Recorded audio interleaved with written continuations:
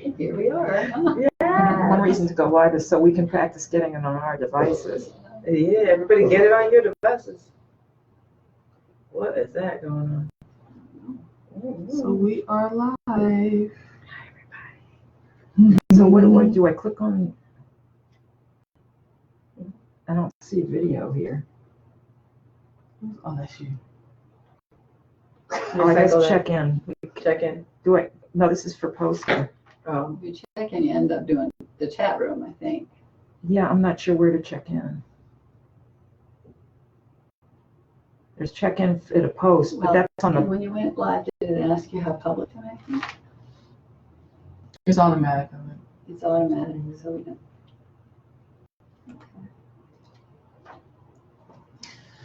I'll go on my page. I clicked on the event. Everybody go on page. No, you don't click on the event. You go to The page. I'm on the page, but I just have the photograph of the group photo. Oh wait, something's happening. No, it put me back. Yeah, the group. I'm just on the group photo. That's all it shows. I don't see a video.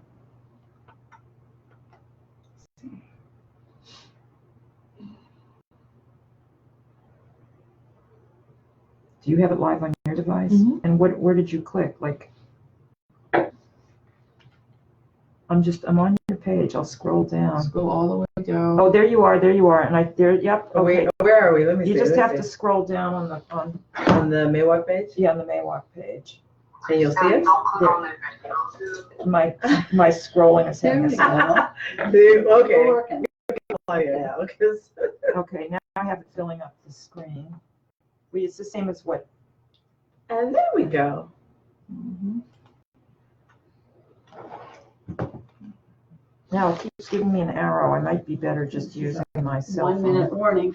Not that people are going to be on it exactly forward, but they might. Yeah, it may not be running very well on this. Mm-hmm.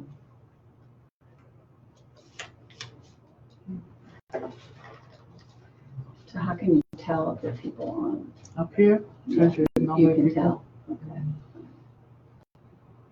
and when they start typing the comments, they go.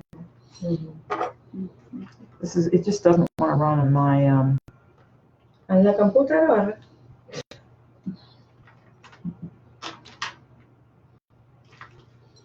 It doesn't want to run on your phone. Say something to Mass Women of Color so that they know you're here. Then you're there. Amy is on. Hey, ladies, you sound good. I know a Amy is little on? blurry. Amy Mosher. We're blurry. What? Let's No, fix that. mine isn't blurry. Looks good on Facebook. Oh You no, have it is. Is that a little Mine doesn't blurry? look blurry. Mine looks a little blurry.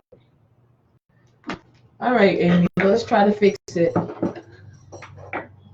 See, this is why we sign on a few minutes early. Yeah, yeah. Get the kinks out. Do you have a What do you little need? Thing to clean this. Oh, well, There you go. well, All right, we'll be back. You know what? It's a little blurry on my computer, but on the cell phone it's clear. And is Amy on a? That didn't work, really. Amy, what are you on, dear? Are you on a computer or are you on a mobile phone? My mobile phone. Oh, dear, you're in the shot. yeah, yeah. That was me. Sorry about that, Amy.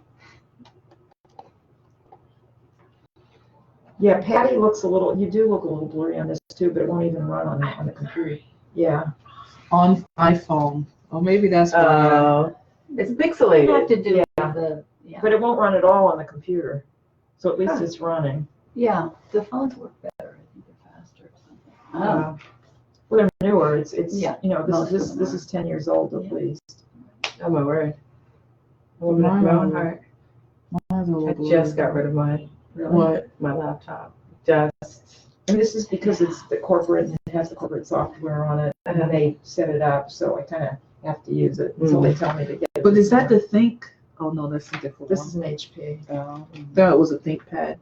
Patty's is the ThinkPad. What did you ThinkPads say? are very good. Yeah. Oh. But it's older. Oh, on phone. Yeah, she's all right. Okay. We're trying.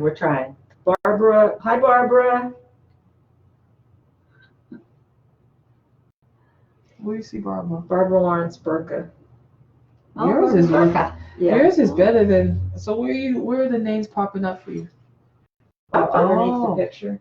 Great, great. Yours is working better than mine. Yeah. It's not popping up. The last time I did Facebook Live, I did it on this and it worked out really well. It should pop up here too, though. Yeah. Yeah, that's okay. Just slow. If it's working on your phone, let's do it. Well, the phone also is not on Wi-Fi, it's on 5G and it may be better. It has more bandwidth. 5G. 4G, Well, whatever maybe you your call it. friends. are- No, I'm Is that- impressed. I'm all kinds of Well, impressed. Barbara's from the temple and Amy, I don't know who Amy Oh, is. okay. Amy, Yeah, where, that's a good idea. Amy, where do you come from? No. Yeah, no, I actually prefer that. Oh, you mean no? I like it better open, Yeah, but I prefer that the names aren't popping up either. yeah. Oh, you prefer the names not popping up? Yeah. Well, I mean, I don't care about the comments, but I'm saying like how many people we have on that kind of thing because I would be. So shall we start? Or shall we wait? So we're I don't let's know. just no. I mean, we have. Let's just give people like maybe 2 Few more minutes. people, huh? Yeah. Yeah. Amy is from Worcester. Hey, Amy from Worcester. And who's the other one? Barbara is from Winchester. Yeah, I know. Barbara from Winchester. Hello. Gloria from Winchester is on. Hi, Gloria's Gloria. on- I think Gloria is on the Cape right now. Oh, we should do roll call then. Yes. Welcome. Welcome, welcome, everyone. So, Amy, who's the world citizen, yourself or Celia? Who is on? So can they definitely hear us? Lynn? Yeah. Oh, yeah. Good. Okay, Okay. that's good. Can tell. Amy, either Celia or Amy is a world citizen, one or the other.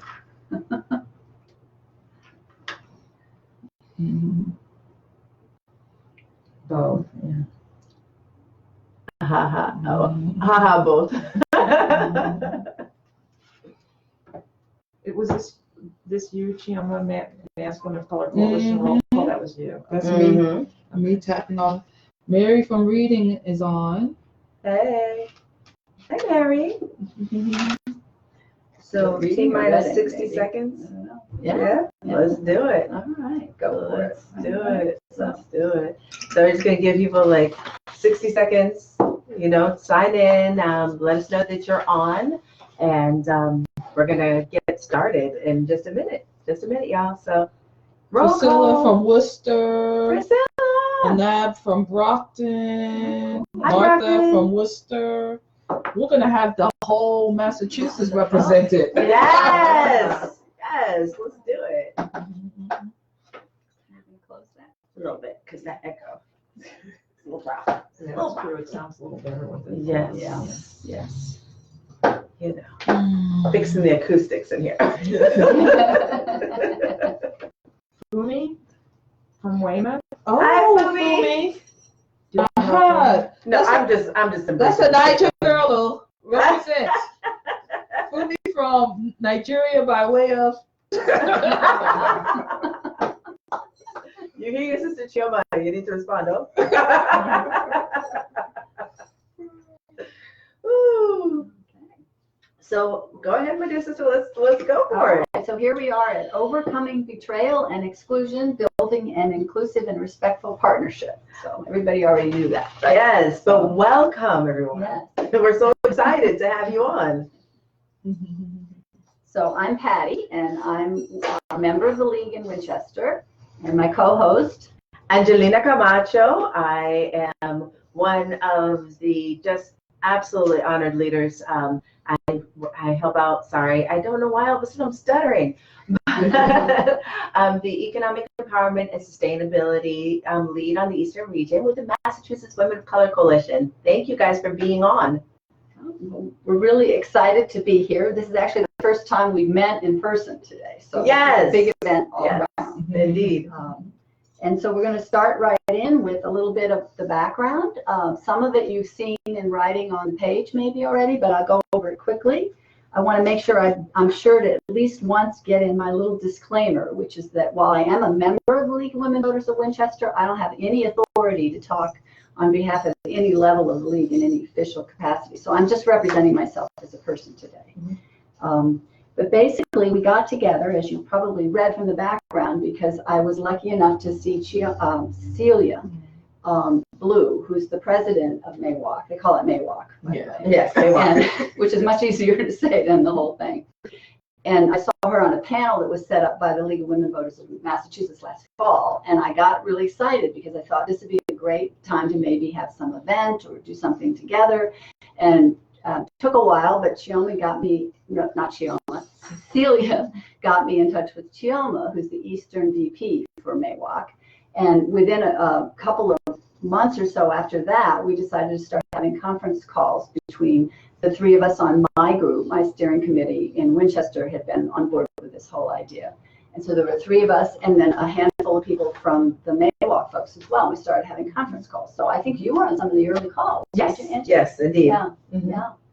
And so one of the things that developed out of that was a Google Doc, and it didn't take long to discover that we had a lot of goals in common between the League and MAWOCC. But there was kind of this elephant in the room, Right. which had to do with the history. A lot of betrayal, as our title tells you, and exclusion, and a long history of that. And it really felt like we had to do a lot of work around that. So we sort of delved into that.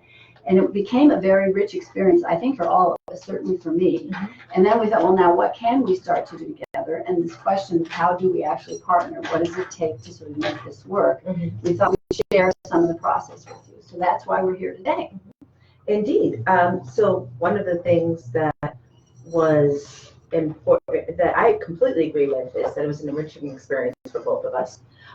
Mainly because as a organization that is building their voice statewide, it's really, really important to know when we're able to have these partnerships. And it was really a great early test, at least from my perspective. Again, even though I'm a member, a lot of the views are my own.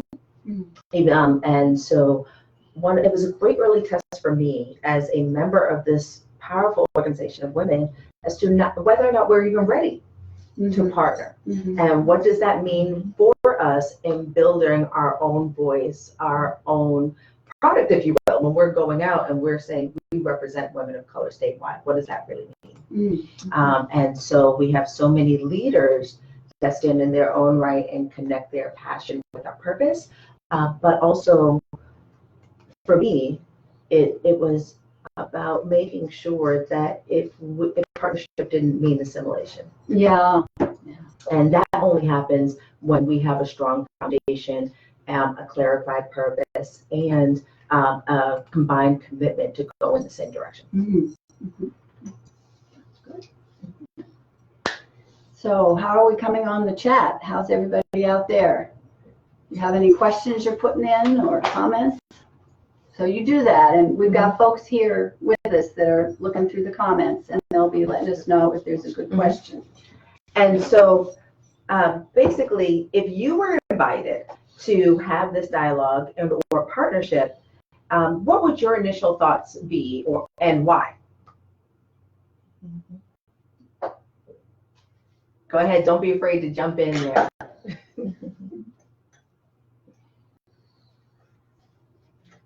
And so while people are typing in, one of the questions that that we had in the first call from just a place of transparency was, are we really ready to partner? Are we really ready to be real? And the response, your response to that was it you who answered that by saying basically this was going to be an exploratory process. I don't remember. There was a lot of things that happened, right. There's a lot of things that happened, but just the group's transparency and wanting to be authentic, but it also being an exploratory process was important to me. And so, did anyone chime in yet? No. Okay. Yeah, I remember you're being very leading very much around developing a Google Doc, because that was a way we could begin to explore and put down our ideas on one document. And that there was this flourish of activity after that, as I recall, because a lot of what got put in the document was really exploring ideas with each other and exchanging ideas. So we didn't have to do it all on a conference call. And I think, oh, go ahead, we have one? Yeah, Robin would like to know, how do we help people who feel hurt along the way? Well, Robin, that's a great question. And so that's actually one of the things that when you were mentioning the shared document, when we're talking about initial thoughts, after we're just talking about, are we ready to be real? And I started the Google Doc. That was the first thing that I brought up, that there is this history of hurt, and that we can't go forward with like a kumbaya type of effort without dealing with what you so aptly mentioned, being the elephant in the room. So we, how we deal with that hurt is something that we are accountable for together, really, if we go towards this path. Not only as the league, who is, embracing and extending the invitation, but also us and being authentic about what type of answer we're looking for and whether that's going to be enough. What do you think about that? Well, I think what we did really worked out, because what we had is a lot of stuff on a document. We were sort of chucking along, and then something came up that we really needed to talk about. So we sort of moved into that, I think, in the next conference call, because it was a little bit, it was like this series of events that nobody planned anything, but some people had hurt feelings, and we really, you brought it up, as I recall, so we were able to at least address it somewhat. Right.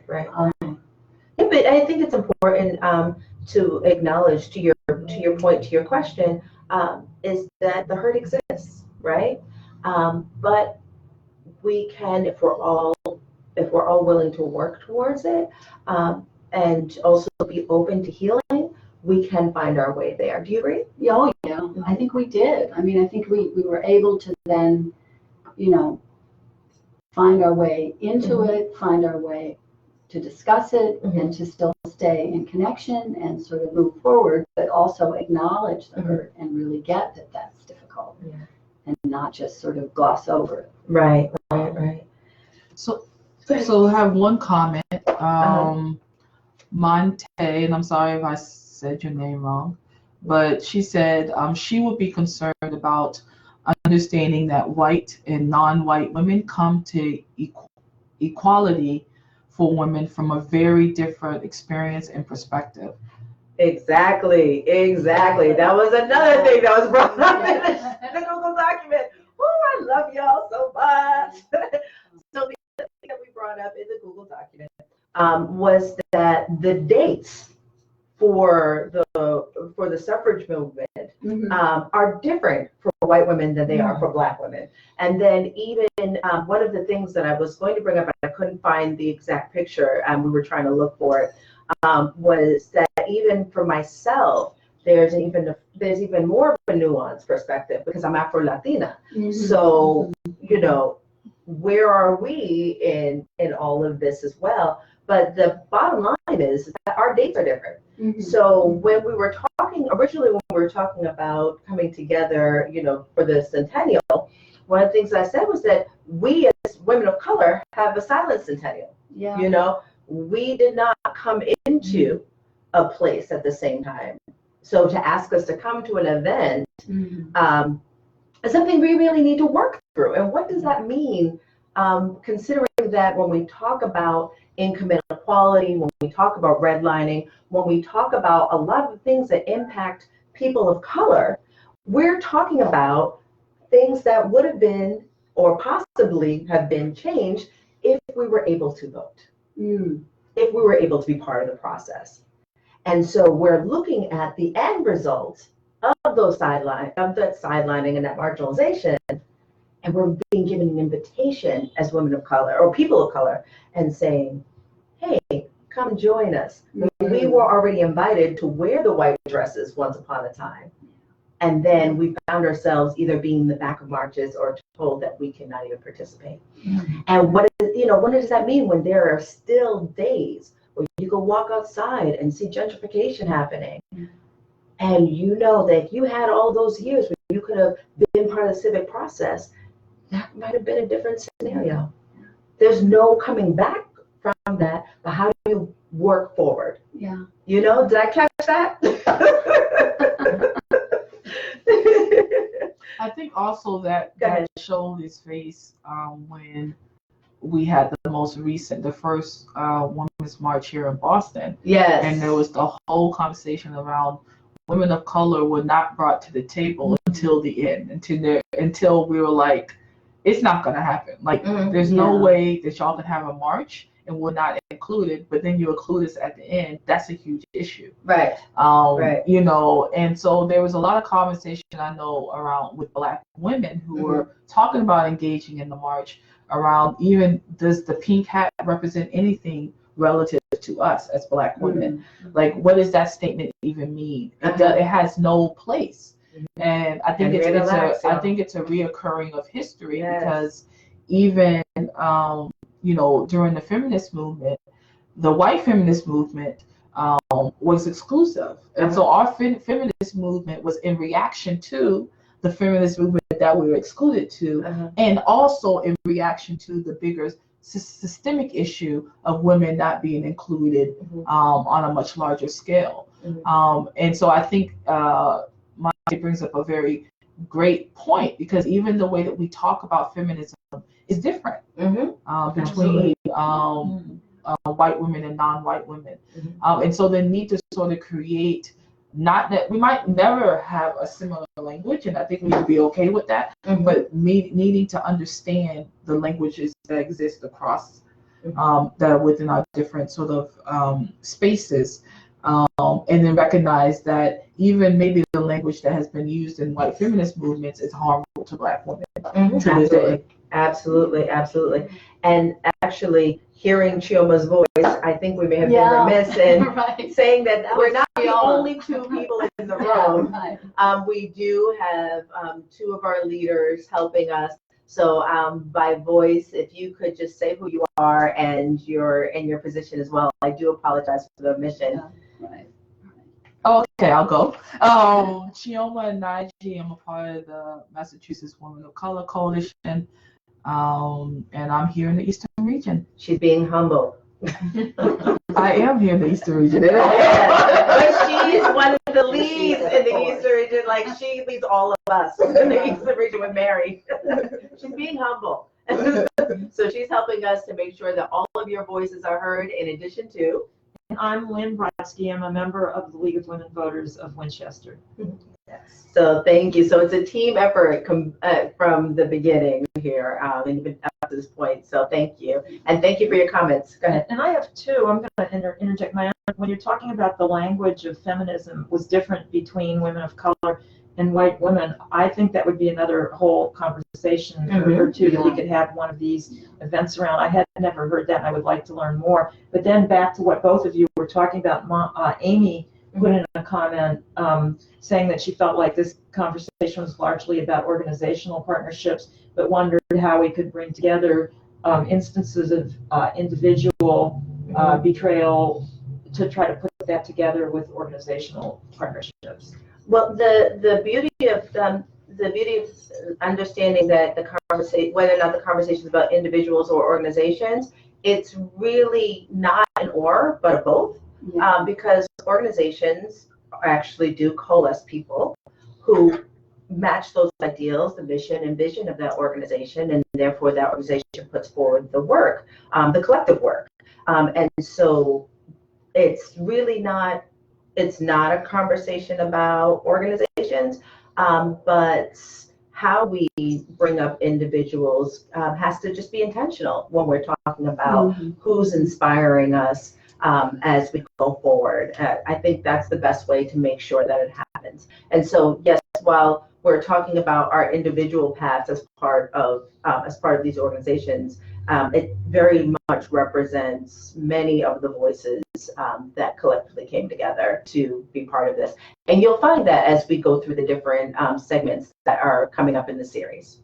Well, and the other thing I remember Chioma saying a couple of times on the second or the third conference call that we had, where we were discussing some of these difficult issues together, is we have to remember, no matter which organization we're in, every single person is coming from a different perspective to some extent, and we all have a tendency to sort of assume that they're not, but they are very much, and that you get into the subtleties of this, and then you begin to really understand the harm and the pain and what it takes to begin to redress it a little bit and build some trust. And I think that was, I still remember Jill was saying that more than once on the conference call, and she was so right. Yeah. No, trust is definitely a big part of this, and it's okay to say that there is mistrust. Yeah. You know, it is absolutely okay to talk about what the barrier is, because otherwise, how do you overcome it? Yeah. And understanding that when we talk about overcome, we're not talking about, oh, well, we dealt with this issue and we solved it And it's over. and it's over. We wish it was over. Don't we all? But this happened over years. We're not going to fix it in one day, one 4-part series. This is just an ongoing conversation that we're going to have, because the faces of the people who have been impacted are definitely no longer just black and white. Yeah. You know, not even just black and white and Latino. You know, but it's definitely a lot more nuanced, and it's a lot more complex, and we're really going to have to diversify in so many ways. And one thing I wanted to add is that sort of in terms of the timing of it too. So the suffragettes have this date 100 years ago when the white women got the vote, but a lot of women of color and people of color still didn't get the vote for a long, long time. That's important. And also come up to sort of what's going on structurally, even in states like Massachusetts, that maybe are farther along than others, but sometimes you don't know, because there's a lot. I mean, there's certainly a lot of segregation in Massachusetts. There's enormous inequities in income, and a lot of these structural things are still very much active. So you can't pretend to put it behind you. And they have roots, just like I was saying earlier, right? They have roots. You know, the decisions that were made. Also, I'm just actually pulling up something along that line. It's really interesting, because it's not that we didn't understand on both sides that there was a need to work together, right? I was actually pulling up a citation from one of our government websites, National Parks and Services, where it did talk about Black suffragists like Nannie Helen Burroughs, who wrote and spoke about the need for Black and white women to cooperate to achieve the right to vote. So it wasn't that there wasn't an agreement on both sides. Unfortunately, when the rubber hit the road and the survivability of this was in jeopardy, we got sidelined. Yeah, well, you got betrayed, really. Well, I mean, you know, they thank you for being that forthcoming. Well, it was really that clear that the people that ended up in leadership were choosing not to support. Right, which was also in the Google Doc, y'all. We were there. We were there in the Google Doc. And when we're talking about this Google Doc, it definitely wasn't something to attack, but it was just to provide the framework to identify what are we really coming up against. It was such a simple thing to say, hey, let's work together, but it wasn't a simple thing to actually execute, you know. And so how do we actually read this, take it in, and then take it forward? Well, and then when you look at what happened with the Women's March right after we had this election, and of course, there's all kinds of reasons to come together on that. I mean, nobody was happy with the election results, but look what happened. Right. You know, right in Boston. Right. And then, you know, the thing about marches, and I know Chioma, I've led one, co-led one, with some powerful women in their own right. You know, we have to get from marches to movements. Yeah. You know, marches are good for identifying the body of the concerned. But when you don't capitalize on that moment to really lead the charge and guide that energy in a direction that creates structural change, you go from march to march, exhausting the limited energy that we already have, right? And so what do we do with that? And I think that brings us to a great segue for our next part, which, you know, is really talking about, sorry, what happened? I just want to acknowledge what the conversation that's happening on the chat, which I think is very interesting. All right, sorry, we're here. Monte said, more like managing a paradox. Like it's more like we're managing a paradox. And so Lynn asked, can you give a little bit more about what you mean in terms of paradox? And she basically responded saying, white supremacy is the normal state of being in U.S. culture. It's the water we all still swim in. Yeah. Managing partnerships in that paradigm requires being so honest about that. Yeah. Absolutely. Even scientifically, have you ever gone on a diet and you are working that diet, and then you stop being focused on the diet? What does the body do? It goes back to the state that it was comfortable in, right? So if you were 50 pounds heavier and you were really working on getting that 50 pounds down, right? You forget about that diet for just a little bit, And you don't know what you're going to put in your mouth. and your body reverts right back to the place of comfort, right? And when we're talking about how the United States of America actually came to be, there is a very, very toxic history. There's a very, very toxic history. Even when I talk about being Latino, being proud to be Latino, we have to talk about that complexity of knowing that some of our family members were the conquistadors, right? And so what does that mean, right? So while we try to live in a United States of America that we can be proud of by trying to build it and make it better, we are actually still steeped in that toxicity. Yeah. And that gives us two choices. Do we fight to move the needle, or do we identify that toxicity for what it is and say, well, it's always going to be here? And where is that push where we say that's okay, we know this exists and we're going to move forward, but how much forward is enough for us to feel like our effort is actually going to be valued? Does that make sense? Yeah, it does. And Amy wishes to ratify your statement about the toxic history. Mhm. And I think it's a toxic present as well, because I found when I talk about some of these issues among the white community, I get quite a bit of pushback, and some of it can be quite full of anger. Mm. And I'm not sure why they're so angry. Well, But not everybody understands you really need to acknowledge this stuff and be responsible for what happens now. And also it's how you very know- hard to even acknowledge that. There's still people running around that feel like we were a great country from beginning to end, which maybe there's a version of that, but it doesn't resonate with what a lot of people understand. So there's something about just sort of not having it be the elephant in the room or the secret in the closet or something that I think helps it to move on. So that it certainly in groups should help to acknowledge some of this, so that there's a little less kind of tendency to pretend that nobody knows the secret. And there's also the very real fact that people have benefited, right? There's this lie of autonomy where if somebody is successful, they felt that either they or their family or, over the years, they have built this. Yeah. The part that's missing is that if you're a person of color, whatever has been built for a non-person of color happened off of the backs of your family, off of your lineage.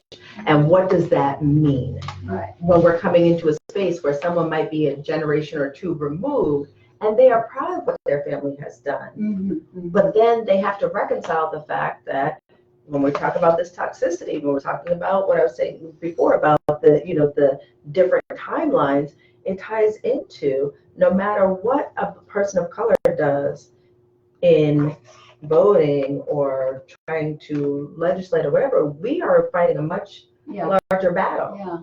Right? And it translates into present day with the wealth gap in Boston, which is one of the worst in the country, in between white people and people of color. And that's really where you see it in the numbers. Right. Annabelle wishes to say this.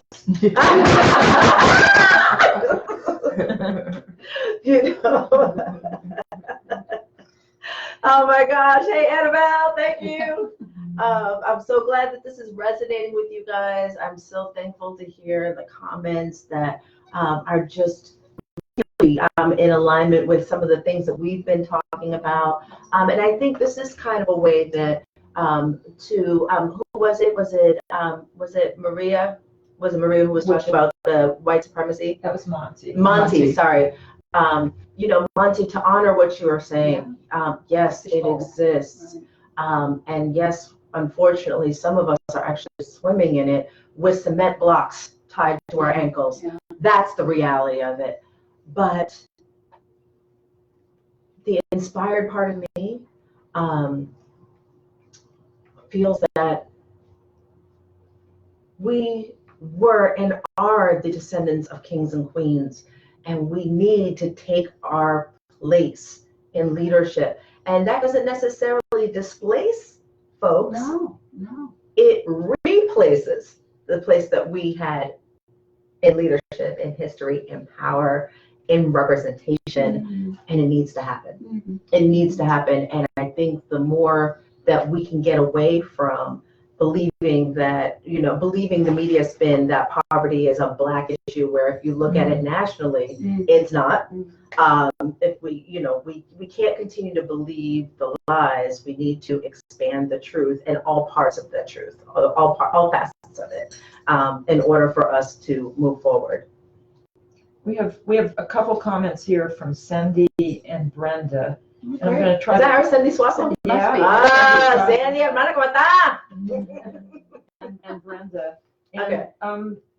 They're talking about just kind of related. We should be feeling more uncomfortable in our discussions because women often exclude each other, exclude other women. The role of white women in the historical context of racism continues today, and just kind of saying we need more conversations about whiteness and racism. So it's kind of, you're swimming with cement blocks in the sea of white supremacy, but I'm swimming in it too. I just don't have the cement blocks, but that doesn't mean I like it. Right. I think also what Brenda is bringing up is that we often don't talk about the role of white women in racism. I think racism is often looked at like the white male. And I think in our recent presidential election, just about to bring that up. Yes.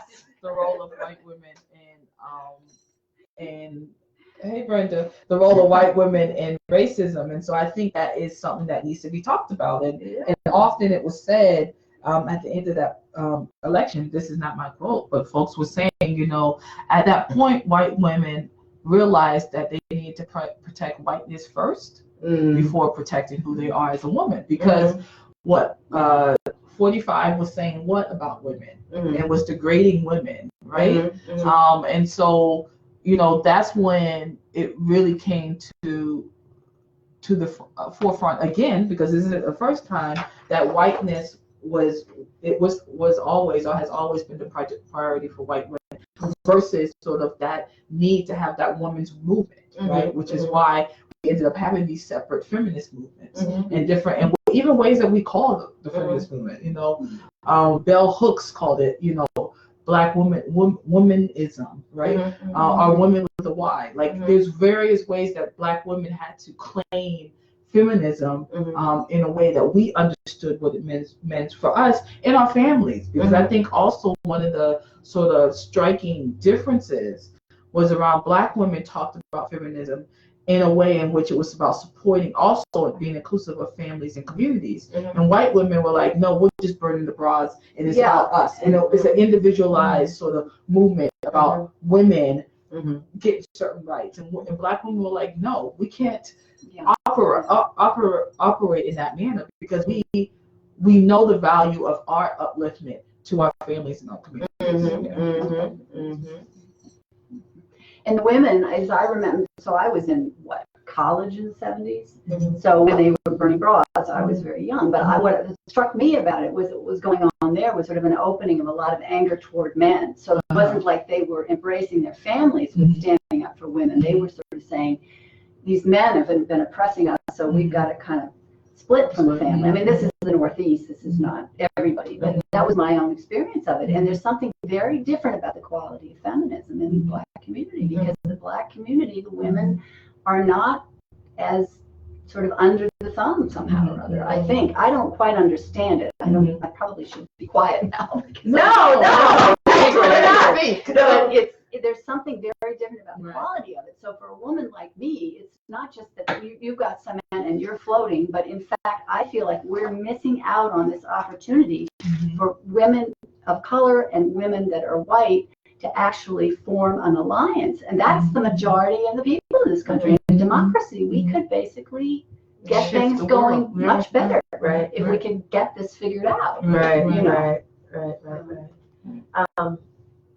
I think understanding what we want, to your point, what we want our place to be as women is very important, and it might be different because if we have two different movements, that's two different levels of inspiration. I don't think that we really need to approach it. I'm not saying you're saying this, not at all. Yeah, right. I think that it's okay for both movements Oh, yeah.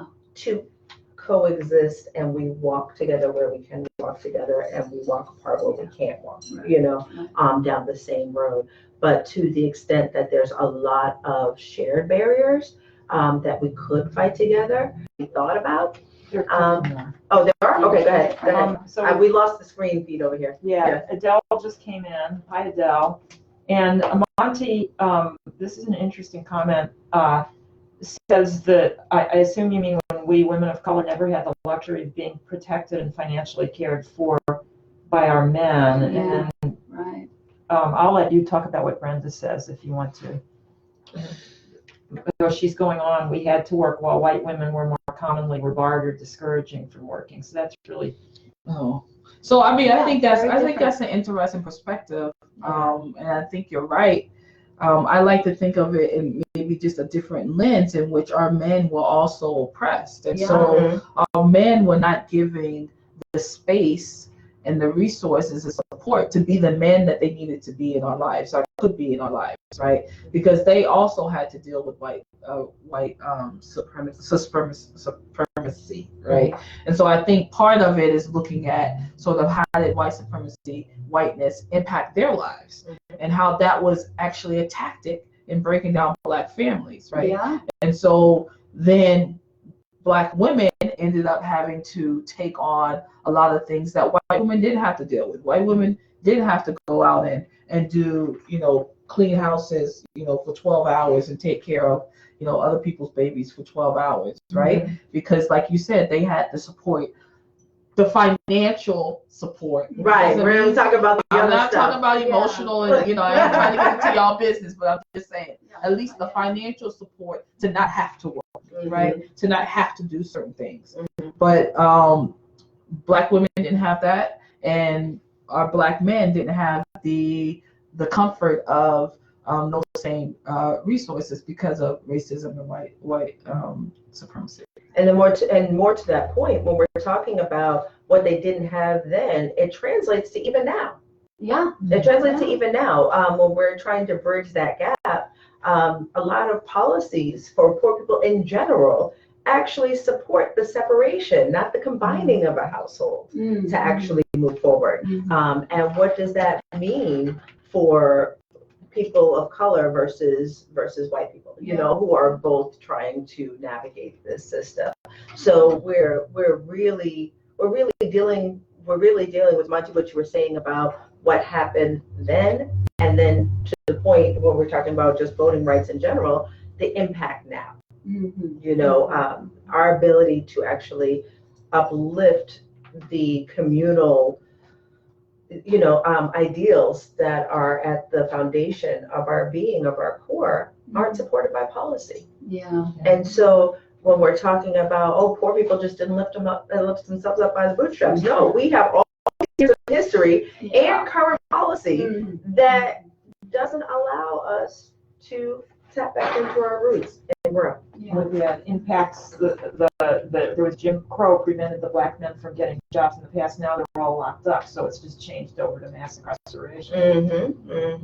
And never mind, when we're talking about mass incarceration, let's not forget the pipeline to prison. Our young people, when we're even dealing with schools, the whole issue of what types of schools our cities and states should be having. We really need to be thinking about, mass incarceration as well, right? And what does that do to the families when they're trying to really sustain and they don't even have the resources to manage a child who is at risk. And sorry, disclaimer, all my children are at risk. Yeah, Number one, right. number one, all children are at risk. But anyway, so let's not forget that as well. There's one other comment here. I just think we should acknowledge it before you go on to the next Mhm. question. And Brenda points out that the League of Women Voters says that women, women, which were largely white, need to go back to their communities and continue to work around their own racism. Mm-hmm. That we need to continue to work on that. Good comment. It's also a true comment. Yeah. And yet we also have work to do around where do we want to go from here. Mm-hmm. It's very real that it's wrong. It's very real that it's toxic. It's very real that people have to work on their own issues, Mm-hmm. right? But at some point, the same leaders who knew the value of coming together, right? At some point, the same leaders then that are our inspiration for now gives us the responsibility to look at that inspiration even now, Mm-hmm. right? Of our leaders on both sides. Before this decision was made, both sides agreed that we need to come together. Mm-hmm. Now, what happened to take us apart wasn't right, was very hurtful. Yes, there are issues to this day. But if we're saying we're inspired by those leaders of color and those white leaders, then we have to take it in totality. They both saw something in partnership and that we could do more together than we could do apart. That said, however, it goes back to the issues around what do we both want. And for that, we both have to work out our own stuff. Mm-hmm. Because, again, I think on the questions that we had, there is one, I believe, about being a woman and then also being a woman of color and working all of that out. Do you know what I'm talking about, Sheila? Mm-hmm. Yeah, which one is? Yeah, it's as a woman of color dealing with the duality of being a woman and a person of color. How do you navigate partnering with predominantly white social justice organizations? And that speaks to me, and that came from a young woman of power. Annabelle. Yes, Annabelle. Hopefully you're listening from your new couch. See, we called you out. So Annabelle came to a recent MAWOCC meeting and came in her power. And so we have to work out those questions. Well, we have a lot of millennials who are coming up and feeling that we don't have the racism that we once had. Mm-hmm. And yet, when we're looking at the economic impact of our system on millennials and their inability to actually progress in the economic trajectory, what does that mean? Yeah. There's some reconciliation that needs to happen. And so we got to look at it on both sides. We both have to work out our own stuff. But then does that mean that we don't have to come together? I would disagree on that. I think we do need to come together. So when you say that millennials don't recognize there's an issue with racism, I think that's true about many white millennials, but do millennial people of color feel that as well? On both sides, I've heard both sides, right? I've heard that it exists, but it doesn't have the same impact. In terms of what? Racism that, either exists or doesn't have the same impact, or some feel, some, as I've heard, in my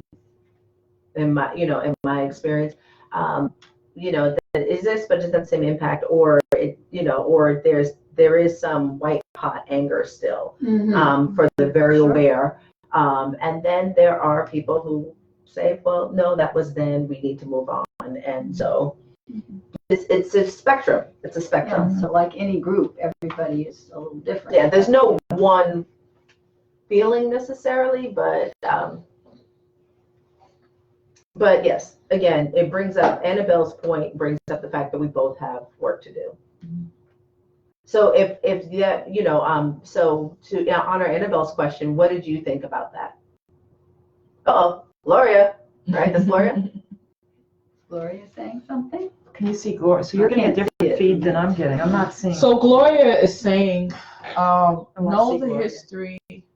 I'm not sure what question she's answering, because there's a couple of questions floating around. But Gloria is saying, know the history of oppression and do not deny. Recognize how it continues to manifest yourself invisible current policies. Be honest about not only ideas, but also emotions. Yes. Oh, I know what question she's answering. Yes. So she's Yes. answering the question that I Yeah. posted. Yeah. What can be done to build trust among historically white organizations and women of color organizations? Yes. So to continue her thought, she said, use the league to promote equity in education, justice system, gerrymandering brought to Supreme Court by state league. Mm. Good job, That's all right, Gloria. Gloria. I know you had a lot to get out there, so those typos were excused.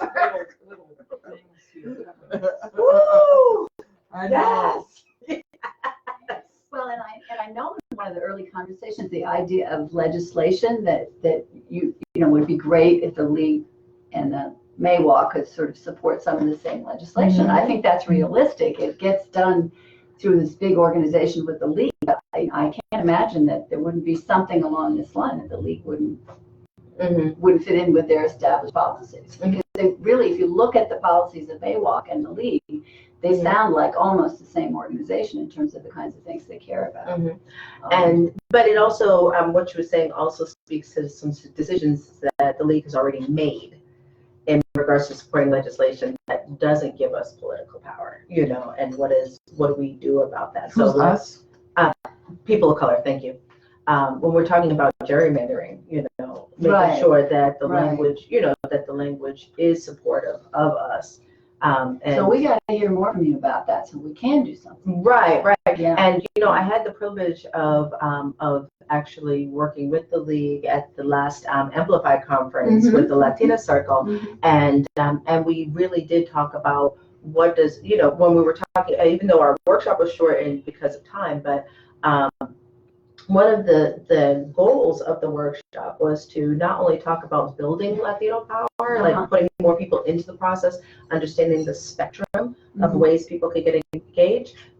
And within that spectrum, it was also things like legislation. You know, it's not necessarily somebody coming in and saying, oh, I'm going to vote or run for office or whatever have you.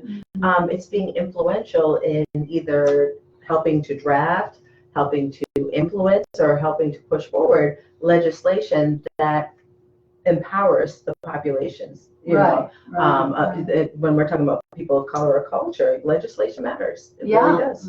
Makes a big difference. And of course, the league does a lot to advocate for legislation, but they never take positions on candidates. So that's where we don't go the same way. We can't, no matter what it is, we can't take a position on a candidate, but that's their bread and butter is advocating for legislation that meets our policies. Yeah, and I think what's most important is that you know, just for me, when I'm looking at the league, I need the league not. Yes, I don't necessarily care that, you know, they're not pushing a person, but when we're pushing legislation, that there's a very sharp and surgical approach to empowering all people. Yeah, and I'm saying we really probably need your input to be able to make sure we're paying enough attention to that. We need to learn how to do it as well, but I think we have a lot to learn as a group. Because So can folks share, can you all share, what do you think, how do you think that we can begin to build trust between organizations? Folks talk about being authentic, right?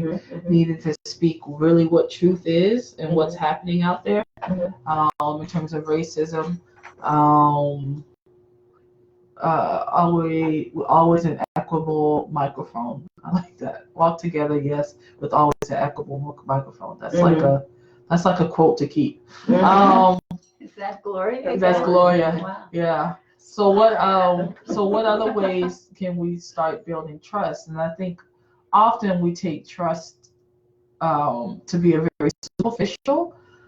You know, like, you know, oh, I trust you to go, right? But really, trust is about, I trust that when I'm not there, you will act the same way, right? So there's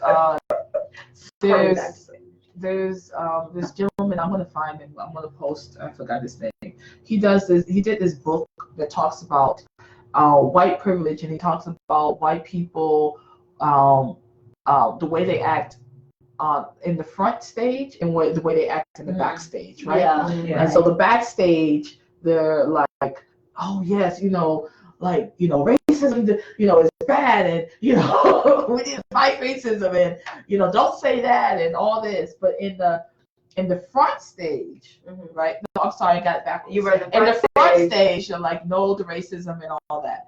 In the backstage, when their cousin, brother, mom, dad are saying racist remarks, they don't there's do anything, silence, right? Or when they see a person of color having to deal with racism on the job, there's silence, right? And so it's called the front stage, backstage, right? And so for me, building trust between these organizations, to me, means that when I close my eyes, when I turn my back, that the organization that we're partnering with, whether it's the league or another historically white organization, is still behaving the same way as if I was standing in the room. Absolutely, absolutely. And I think for me, and I'm still going back to this toxicity thing. What was that? What was the sister's name? I love her. Was it Monty? Was it Monty? Who was that? I don't know. She's gone now. So basically, one of the things that's very important for me is that while, Oh no, Annabelle was the other one. She who had the clapped for question. the toxicity. Oh, okay. Just like we talk about, we're not going to fix this. Yeah. There's certain things that remain tainted no matter what. And so for me, it's important that we go forward with, yes, good intentions, but a trust but verify approach. Yeah. Because there are ways of oppression and cultural marginalization that have just been such a constant in holding us back, that some people might not find it to be a black and white issue to not necessarily, stay away from doing this, but they might do that because it's not as bad. And, and how they leverage resources or whatever to get their way. Maybe seen, especially when we're talking about politically, where all seems to be fair in politics, but it's not. What does that mean for us? So for me, I trust people to be themselves. That doesn't mean I trust you. I trust people to be themselves.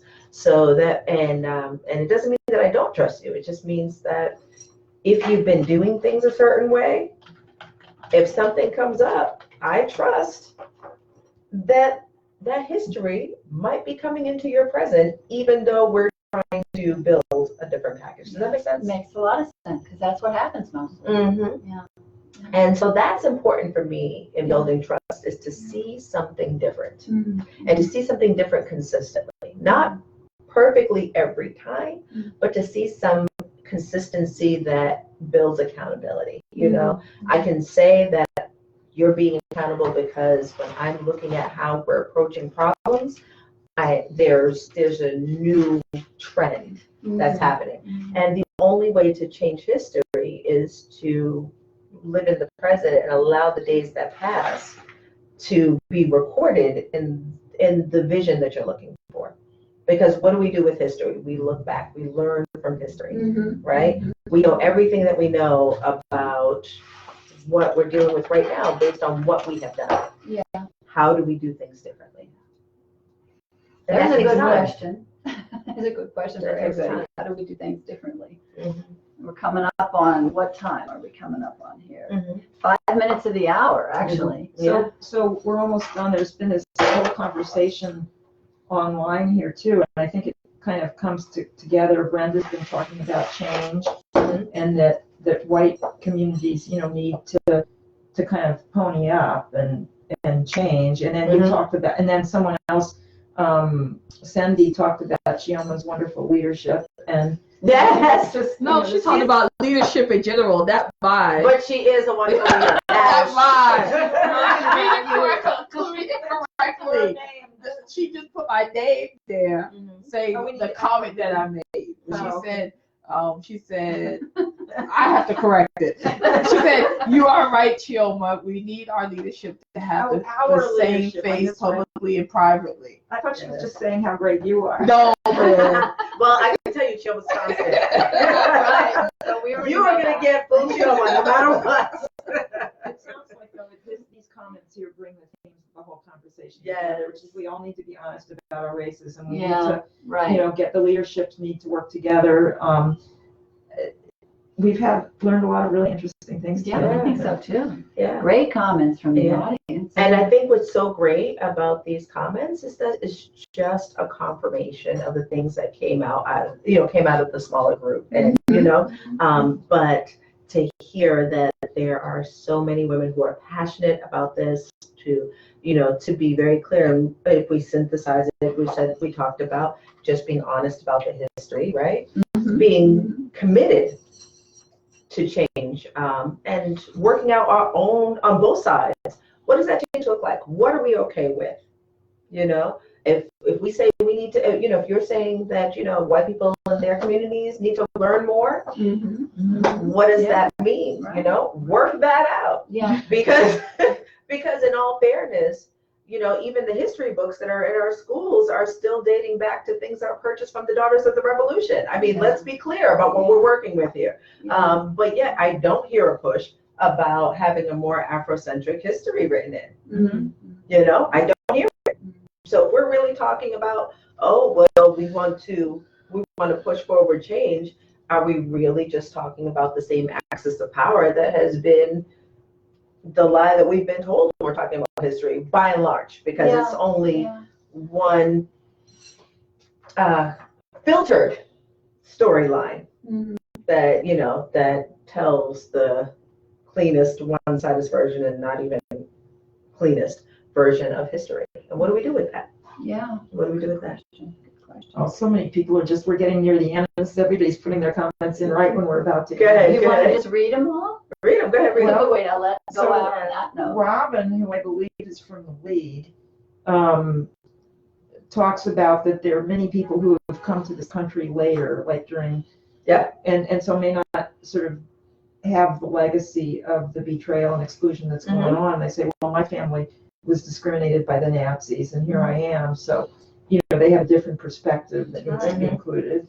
And that's perfect, because we did talk about it being more, the issue is more nuanced now than when we first started. So yes, this variety of experience. absolutely. When I was in the Linfield Middle School, I was as a MECO student.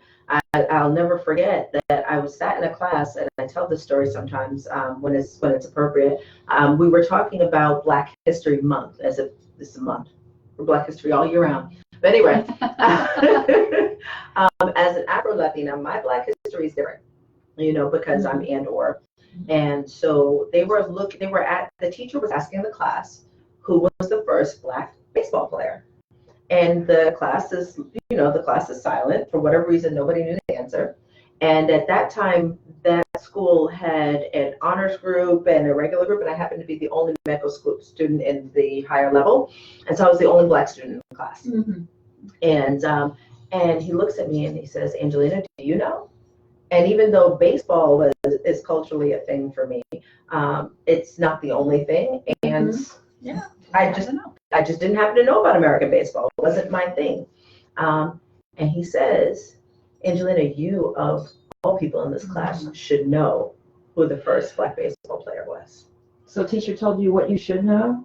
What I should know, based on my color. Right. It sounds like it was a shaming experience. But the shame was on him, because my lineage didn't come through Plymouth Rock. A different type of slavery experience. I mean, Sandy is like an expert on this whole transnationalism thing. But my people ended up, either on the shores of Boston or I think Louisiana, right? Based on whether we were the United Fruit Company or what's the other fruit company? All right, there we go. Go ahead, Sandy. Start educating people. So, my people ended up in Louisiana or Boston, based on which company we worked for, right? And so, again, I didn't come through Plymouth Rock, and so, but yet I'm here. I'm a woman of color. I'm a woman of power, and I'm a woman inspired to change. So we're ready to Is that a good note to end on? Yes. Angie. Oh no! Yay, all of you!